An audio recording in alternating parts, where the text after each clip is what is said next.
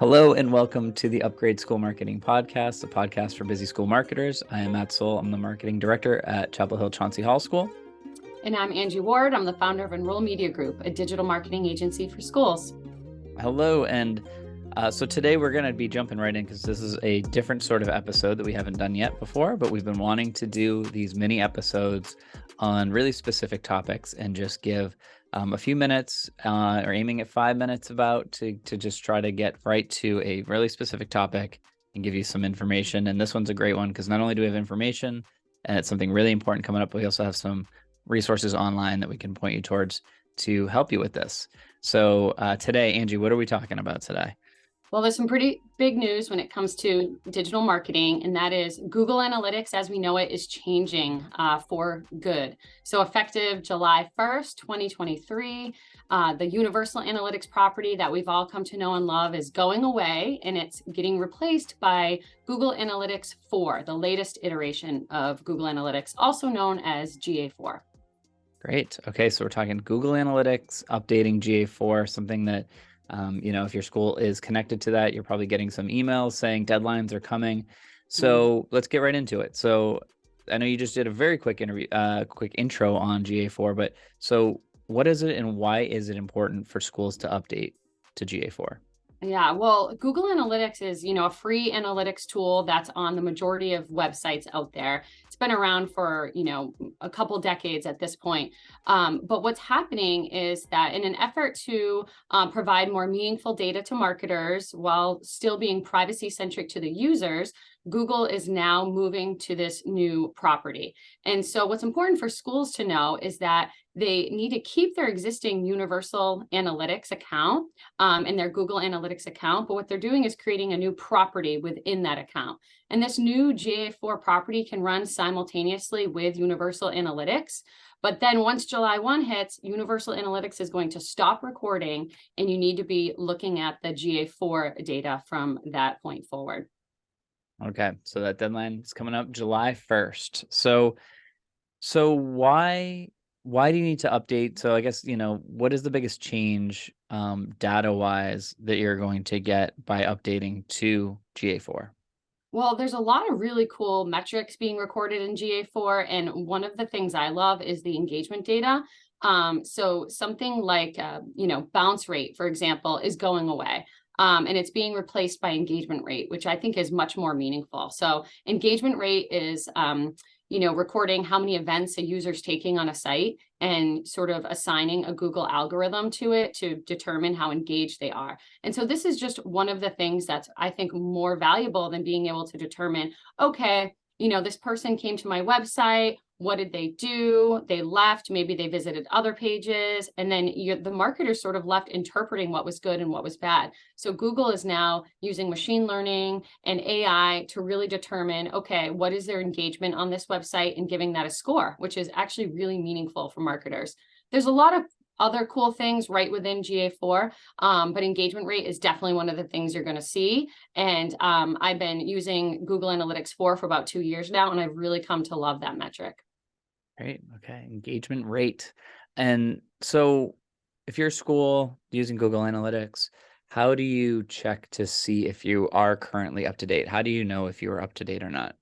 Yeah, so you'll want to log into your Google Analytics account. If you're not sure how to log in, don't worry, you're not alone. We've worked with a number of schools who, have trouble accessing it or remembering which email it's associated to. So what's important to remember is don't set up a new account until you figure out how to log into your existing account.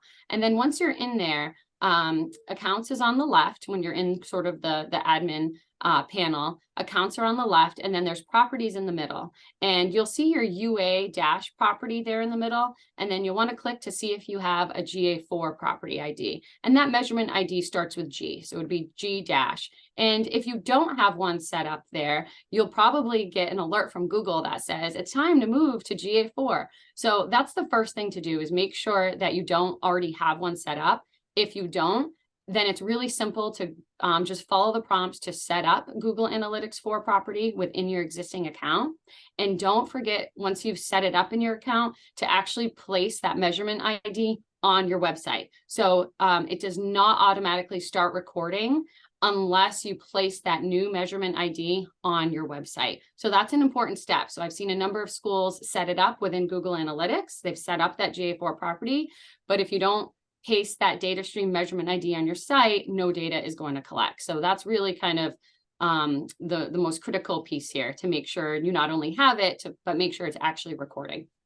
Perfect. And so I know you have a great resource sheet that is available on this episode's page, so you can go and download that and go through some of these details. But can you give us a little bit of just, once you are set up with GA4, what do you go through next? Like, what are the next steps that you can do and going through your new account?